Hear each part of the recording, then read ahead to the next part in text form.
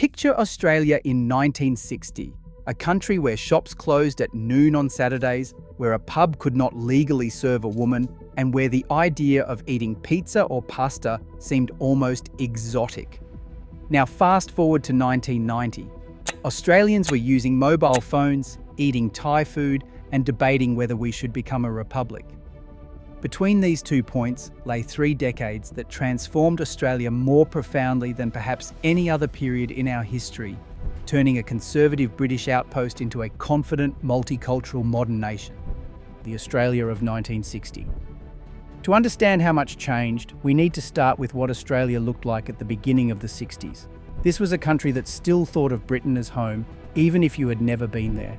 The Queen's portrait hung in every classroom and government office. We stood for God Save the Queen at the cinema. Our currency was pounds, shillings, and pence. Australia wasn't just connected to Britain. In many ways, we still saw ourselves as British. Life moved at a different pace.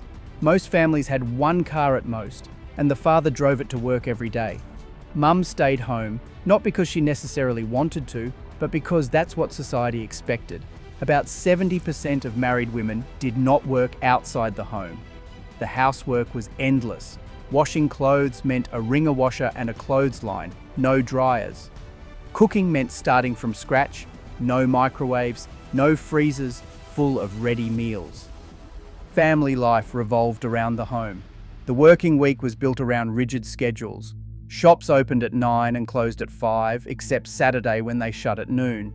If you forgot to buy something on Saturday morning, you waited until Monday.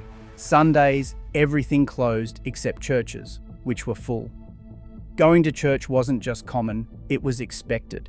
About 40% of Australians attended services regularly. Religion shaped the calendar. The economy ran on manufacturing and agriculture. Australia made things: cars, textiles, shoes, appliances. We dug things up and grew things. Working class men had secure factory jobs with decent wages, enough to buy a house in the suburbs on a single income.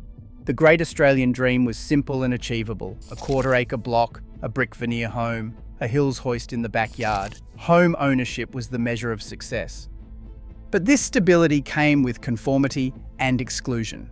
Difference was not celebrated, it was suspicious. The White Australia policy remained official government policy, designed to keep Australia overwhelmingly British and white. Indigenous Australians were not even counted in the census. Homosexuality was illegal. Divorce was difficult and scandalous. Censorship was strict. This was a narrow, controlled society where everyone was expected to know their place and stay in it. The Cultural Revolution of the 60s. Then, the 60s exploded that conformity. It started with music. When the Beatles toured Australia in 1964, 300,000 people mobbed them in Adelaide, in a city of less than 1 million.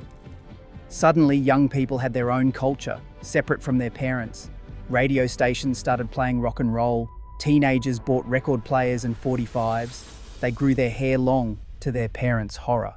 Australian bands formed: the Easy Beats, the Masters Apprentices, Billy Thorpe, and the Aztecs. Pubs and dance halls filled with young people moving to a new sound. But it wasn't just music, it was attitude.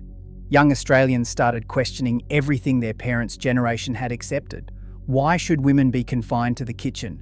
Why were we sending conscripts to fight in Vietnam? Why couldn't we think for ourselves?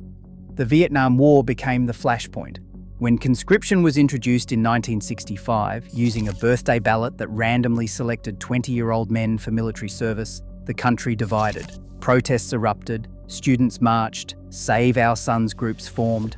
For the first time in generations, Australians were taking to the streets to challenge their government. The demonstrations were wild, angry, passionate, nothing like the orderly, obedient Australia of just a few years earlier. And Australia itself was becoming less white, less British. The White Australia policy was being dismantled piece by piece. First, skilled workers from non-European countries were allowed in, then refugees, then family reunions. Greeks, Italians, Turks, Lebanese, they had been coming since the 40s and 50s, but now they were visible, changing the culture. Suburban streets filled with continental delis and coffee shops.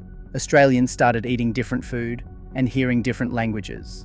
Indigenous Australians began fighting for recognition and rights. In 1966, Vincent Lingiari led the Wave Hill Walk-Off, demanding equal wages and land rights. In 1967, Australians voted overwhelmingly, over 90%, to include Indigenous people in the census and to allow the federal government to make laws for them. It seems incredible now that this was even a question, but that referendum marked a turning point in how Australia thought about its First Peoples. The 60s were messy, confrontational, and transformative. The certainties of the 50s were gone. Young people had found their voice, and they were not going to shut up. Australia would never be quite so sure of itself, quite so homogeneous, quite so British again. Technology enters the home. While culture was shifting, so was technology, and nothing changed Australian life more than television. In 1960, TV was still new. Only about 70% of homes had a set, and there were just a handful of channels, all black and white. By the end of the 60s, television dominated the living room. Families planned their evenings around programs. The TV schedule became a topic of conversation at work and school. Australian shows started being produced: Homicide, Division 4, The Mavis Bramston Show. But mostly we watched American and British imports. Television brought the world into Australian homes. The Vietnam War became the first war shown on TV news, bringing the horror of conflict into living rooms each night. The moon landing in 1969 stopped the nation. Everyone who could crowded around a TV to watch. Colour television arrived in 1975, just in time for everyone to buy a new set to watch the cricket. Suddenly, the world was vivid. Advertisements became more sophisticated, programs more ambitious. By the 80s, television wasn't just entertainment. It was how Australians understood the world, how we shared common experiences, how we formed our opinions. But TV was just the beginning. Through the 60s and 70s, household technology multiplied. Electric stoves replaced wood or gas. Refrigerators got bigger, with proper freezers. Then came the microwave oven in the late 70s, and suddenly reheating food took seconds, not half an hour. Washing machines became automatic. Vacuum cleaners improved. Every year brought some new appliance that promised to make housework easier. The result? Time. Women had more of it, even if they were still doing all the housework, and increasingly they used that time to enter the workforce. Technology didn't liberate women on its own. The women's movement did that, but it made it practical for a woman to work outside the home and still manage a household. Then came the computer revolution. In the early 80s, computers were hobbyist toys or business tools. By the end of the decade, they were entering schools and some homes. The Commodore 64, the Atari, and the early Apple computers were not the internet-connected machines we know now, but they were the beginning. Kids learned to code in BASIC. Officers started using word processors instead of typewriters. The digital age was dawning, even if most Australians didn't quite realise it yet. The 70s began with optimism, but quickly got complicated. The long post-war economic boom was ending. Inflation started rising. The oil crisis of 1973 sent petrol prices soaring. Australians queued for hours to fill their tanks. Unemployment rose to levels not seen since the Depression. The comfortable certainty that hard work guaranteed security started to crack. But politically and socially, the 70s were electrifying. Gough Whitlam's Labor government swept to power in 1972, ending 23 years of Conservative rule. Whitlam promised transformation, and he delivered. Free university education, Medibank, the universal health system, no-fault divorce, the voting age lowered to 18. The White Australia policy was formally abolished. Indigenous land rights were acknowledged, support for the arts. It was 3 years of frantic reform that changed the country's direction. Women were demanding equality, not asking for it. The women's liberation movement grew from small consciousness-raising groups to a mass movement. Women wanted equal pay, equal opportunities, control over their own bodies. In 1972, the equal pay case was won. Theoretically, women should be paid the same as men for the same work. It would take years for reality to catch up, but the principle was established. Childcare became a political issue.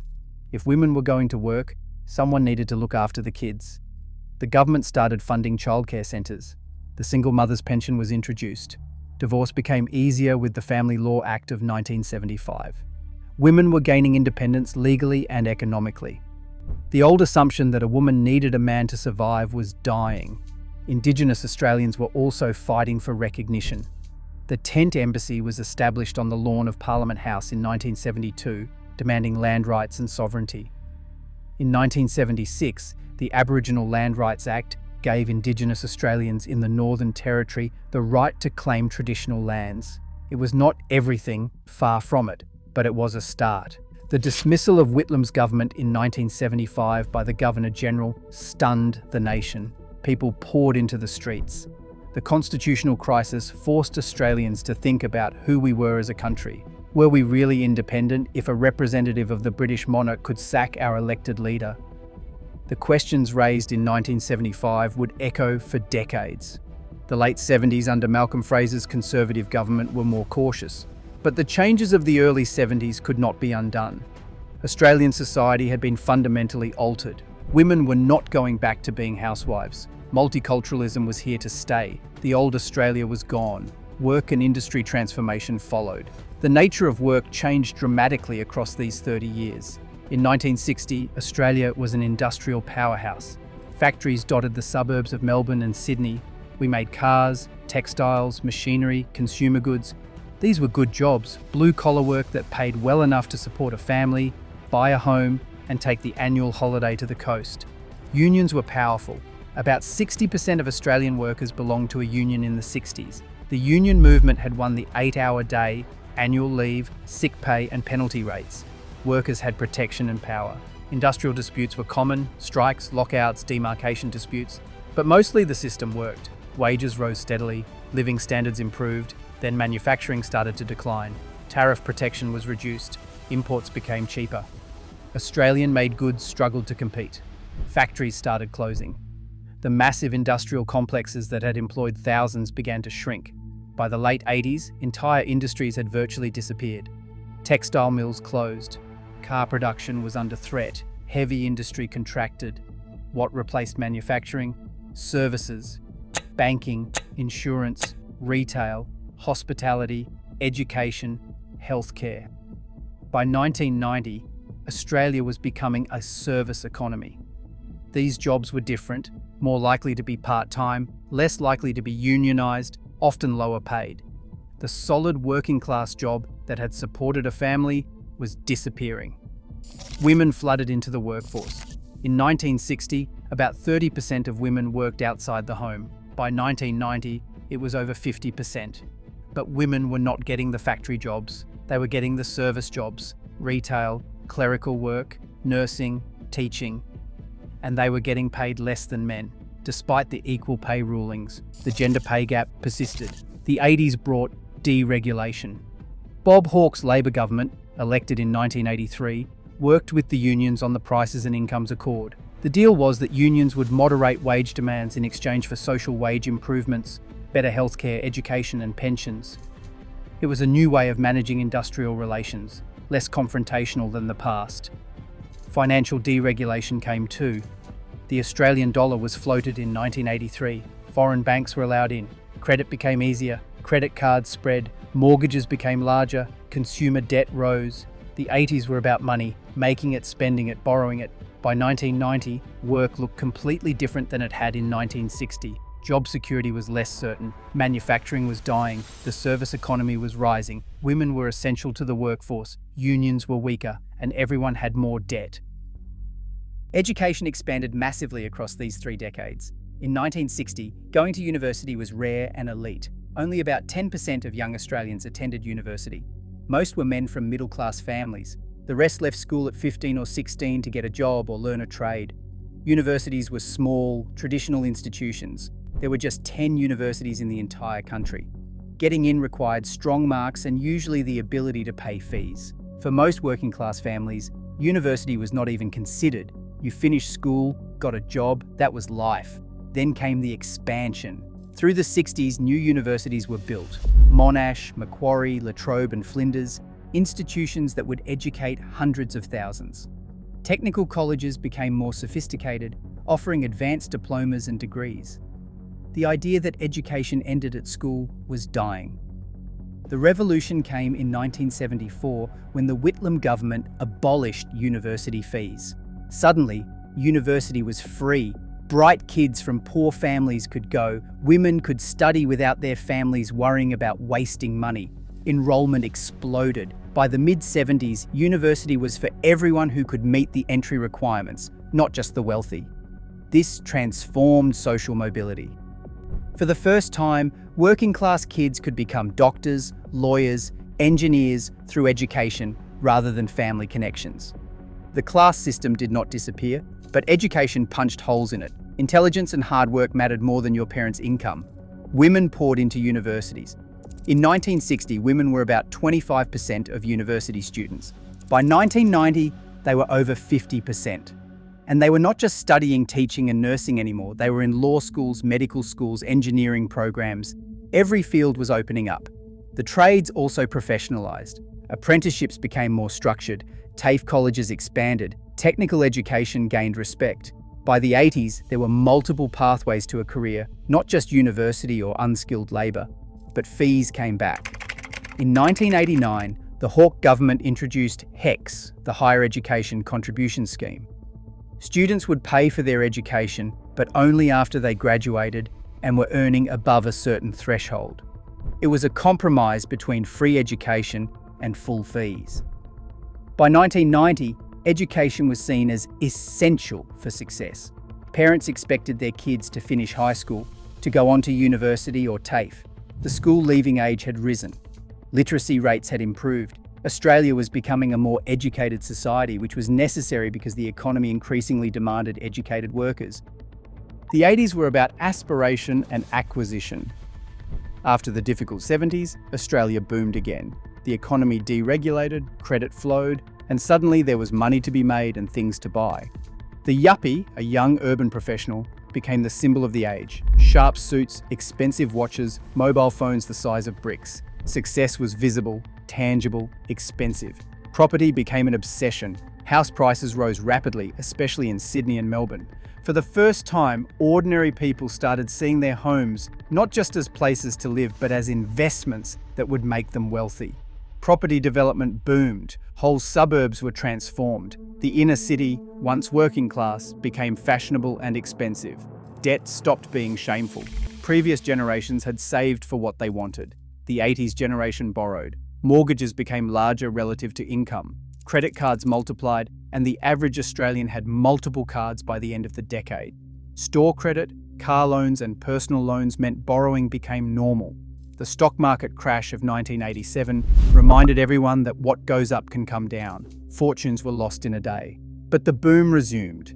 Entrepreneurs like Alan Bond and Christopher Skays became celebrities. Corporate excess was celebrated, not criticised, at least until some of it turned out to be fraud. Lifestyle became a concept. Australians started caring about food beyond basic nutrition. Restaurants multiplied. Cafes serving decent coffee appeared in cities. Foodie culture emerged. Wine went from something you drank to get drunk to something you appreciated and discussed. Food and wine magazines launched. MasterChef was still decades away, but the foundations were being laid. Fashion mattered. The 80s had a distinctive look. Power shoulders, big hair and bold colours. Men wore suits to work, even in hot weather. Women's fashion became more assertive, more colourful. Shopping became entertainment. Massive shopping centres opened in the suburbs, offering hundreds of stores under one roof. Fitness became fashionable. Aerobics classes filled with people in leotards and leg warmers. Gyms proliferated. Jogging became common. You would see people running in the streets, which had been rare before. The body became a project to be worked on, improved and displayed. The 80s rewarded ambition and individualism. The collective spirit of the 60s and 70s, the idea that society should look after everyone, was replaced by the belief that individuals should look after themselves. Greed was famously declared good. Making money was not something to be embarrassed about. It was something to celebrate. Entertainment and media evolution. How Australians entertained themselves changed completely.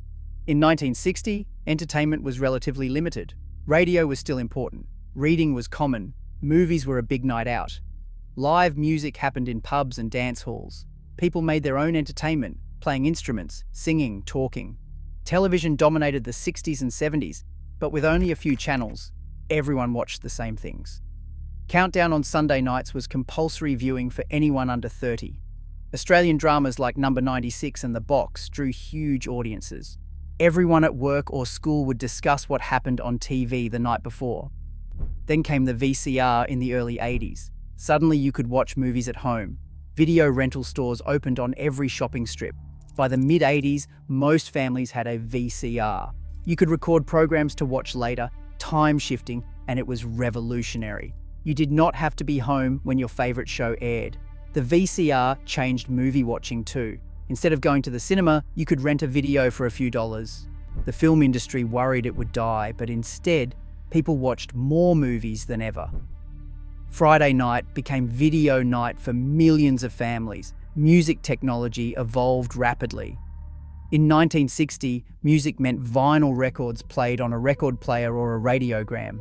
Through the 60s and 70s, vinyl ruled, LPs for albums, 45s for singles. Then cassette tapes became popular. You could record songs off the radio or copy your friends' albums. The Walkman, introduced in the early 80s, was revolutionary. Suddenly, you could take your music anywhere.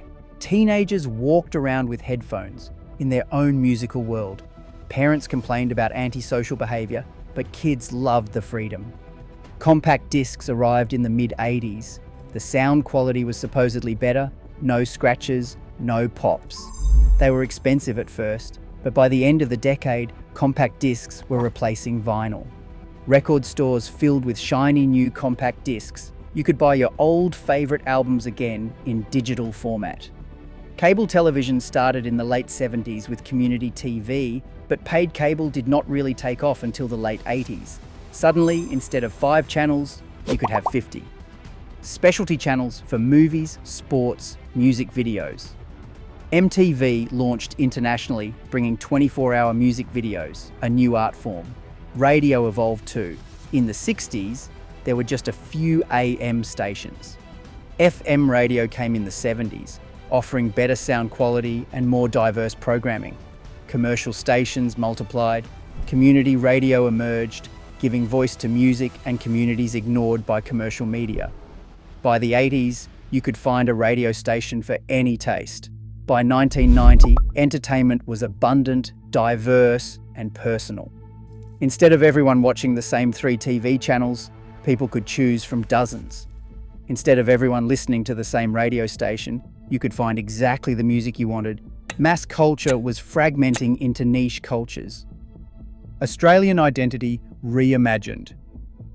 Perhaps the most profound change was in how Australians thought about themselves. In 1960, Australian identity was largely derivative. We were British people who happened to live in the Southern Hemisphere. Our flag had the Union Jack. Our head of state was the British monarch. Our culture was borrowed from Britain and America. The 60s and 70s started chipping away at that colonial mindset.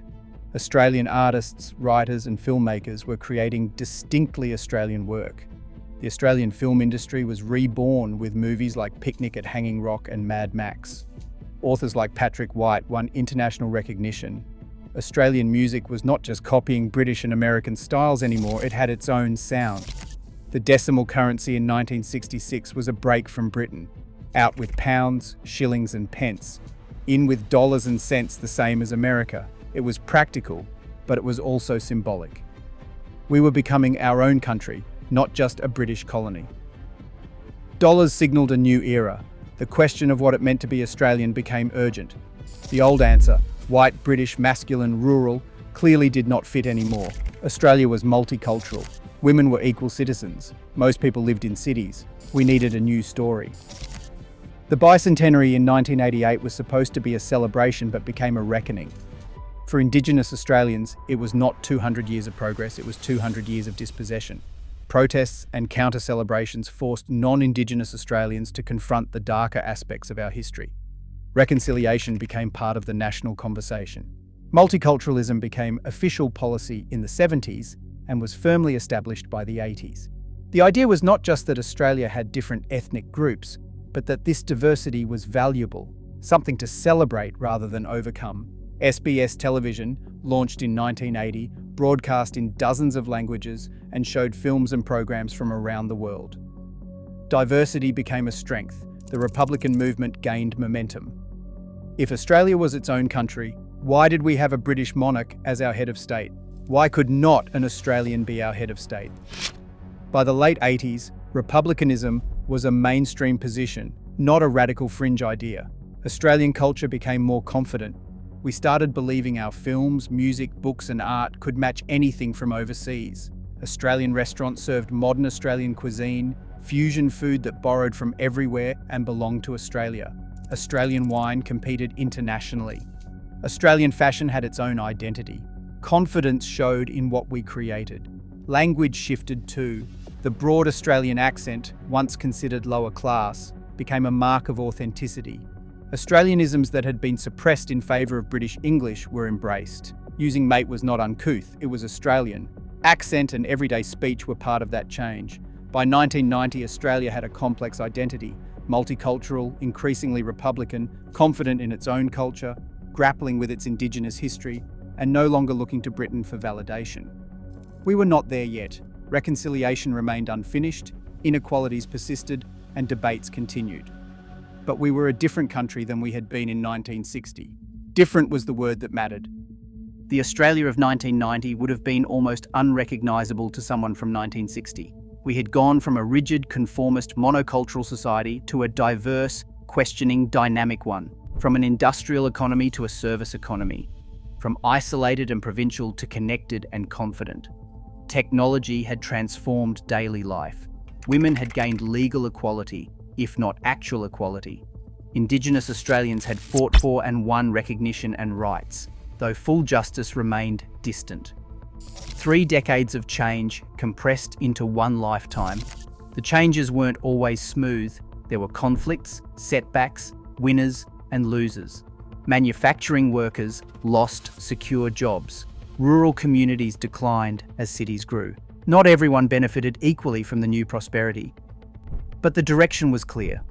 Australia had transformed itself from a British colonial outpost into a modern, multicultural nation, still imperfect, still evolving, but unmistakably different from where it began.